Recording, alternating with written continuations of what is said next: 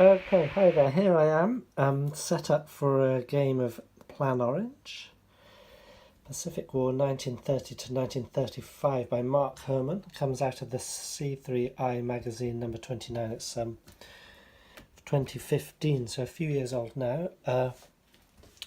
Very nice. It's very few counters. You can see here's a counter sheet. These are counters for scenarios and perhaps some variants or errata. Definitely there's 3 or 4 scenarios offered in the magazine as well for different games. If anyone wants these, let me know. I can post them to you. A little bit of errata, just solely on setup. So some of the Japanese setup was not complete. Crucially, they had their two main carriers were just not present. But anyway, that's easily findable on Board Game Geek or in the rule book on various other websites. On the back of the rule book is player charts. Photocopied those, stuck them on there. Also, crucially, I never understand when you have a player aid chart with this was all empty space. Okay, there's the branding, whatever. But I never understand why other things that are essential not put on it. So the key concept in the game is zone of influence. So carriers and air have zones of influence which affect certain things quite crucially, particularly in Empire of the Sun. A little bit less so in here because they're being biplanes, they have a shorter zone of influence. They cannot. No, that's not true. The zone of influence is just 1 hex. I can't remember what it is in Empire of the Sun. I only played that once many years ago. But anyway, it is a very important concept in the game. And you have to remember certain things it can do. So I just quickly summarised here. So even neutralised, they can affect offensives. And when unneutralised, they stop strategic moves, amphibious assaults, and headquarters activation range and supply pass if it's a water hex side. So that's important stuff. There may be more that I can add in here. I don't know yet. I also, on the back, put this because I'm forever, with a new game, I'm forever having to check which is attack, which is defense, which is range for at least the first few turns. Although this one looks quite simple. Although I might need to remember what the ratings are. Again, it's just a matter of acclimatising oneself with the components in a sort of easy fashion. So it's all there in the rulebook. I also photocopied the index again, so I don't have to flip through the rulebook. Great to see an index. I don't have to flip through the rulebook to look for the index. I can look at the index and then flip through the rulebook. It's great to see it in a game. So here we are, set up for the main game. There's an alternative scenario that starts a few years later. So the premise is that the US intervened in the Japanese intervention in China. They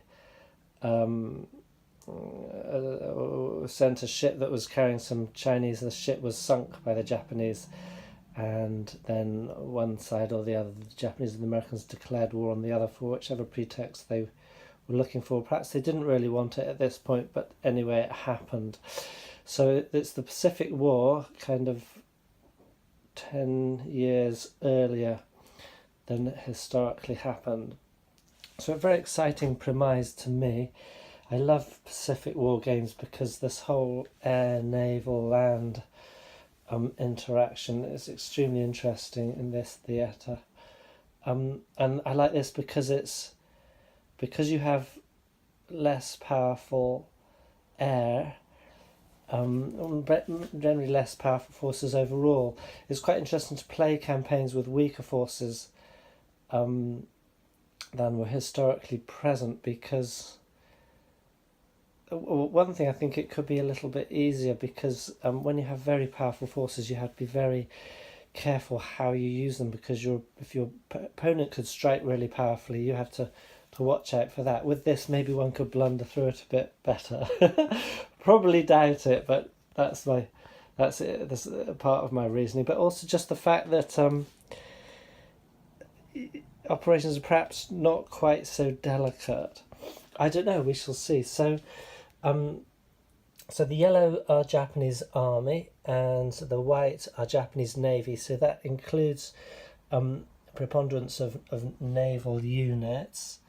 They have attack, the defence, and then if they have a third thing, that's the range in hexes that air power can reach out to. So air units, you see, have attack, defence, and then the range themselves.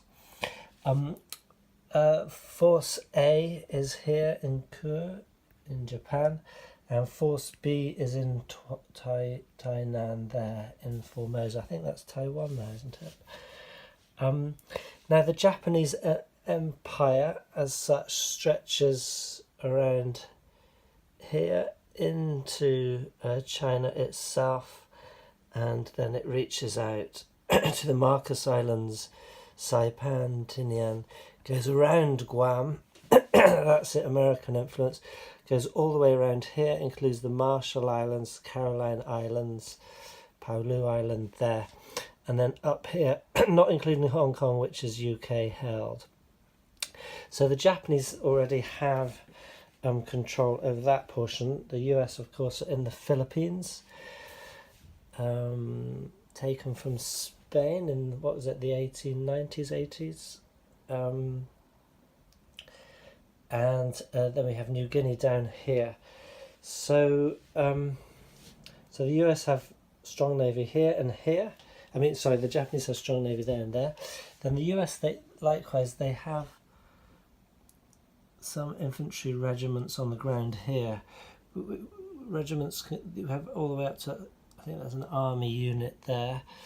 And then they have Force 1, which includes a railroad gun that can only move in 2 hexes. And so this is not a single ship. The ship's representations, even the names represent, like a squadron of ships. So that will be the Marblehead light cruiser and perhaps another light cruiser and some destroyers. And then they have Force 4, which is in Oahu. And then Force 5, their largest force, which is here on the strategic display in the West US. They have some navy, so forth, East US, some in the Caribbean. And these, wasn't quite sure, but these are mobilized. I think it means, I think I got this correct in the setup. So that's air and also a blimp, or 2 blimps, I think that represents. Then we have some amphibious, I think that's amphibious support points. That's basically amphibious landing capability, and these replacements are at 0. So it's 6 game turns long. I think that it's card driven. I think it's 5 cards each aside each game turn, but on the first game turn, the Japanese make the first strike. So they start with 2 cards in hand, and they can perform these in either order they want. So they're both surprise attacks, and they both give temporary amphibious points. And this is logistics value 8, that one's 6. I think that's quite high. So essentially what happens is they will play those. Probably they're going to strike the Philippines. Then the US get 2 cards, just completely randomly. Those are fixed. And they will play 1. Then the Japanese get 1 more card. They play 1. Then the US plays 1. And that's turn 1 over. And then the rest of the turns function normally with 5. You start with reinforcements, replacements. Then you get 5 cards. Take turns playing them. And then perform some other administrative actions. Now, I haven't checked the victory, so I'm learning the game as I go. This is also kind of like a preliminary to me playing Empire of the Sun again. So you can win an automatic victory on BB steps. So if the US is seeking to destroy battleships and battle cruisers,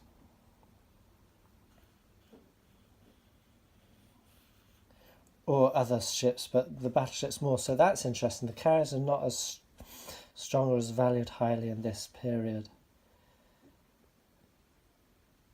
And the Japanese are seeking to do the same, but they just need less of a ascendancy in those. Or if Japanese surrender to conquest of Honshu or blockade of home islands, conquest Honshu, the game ends, the US play ends. So Honshu is the southern island there. So the US is seeking to blockade that or force surrender there. and also if your headquarters are knocked out. Well, otherwise you go to the end of the game, then you capital ship ratio calculation. Okay.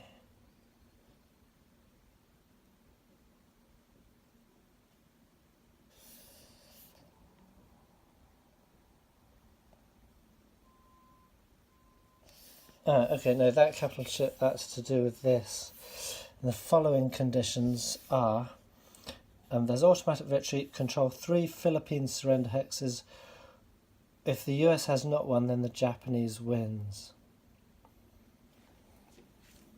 So Philippine surrender hexes, which ones are those? The yellow thing indicates a resource hex, so I'll have to check which those surrender hexes are, but obviously they're in the Philippines, so that is going to be the centre of operations.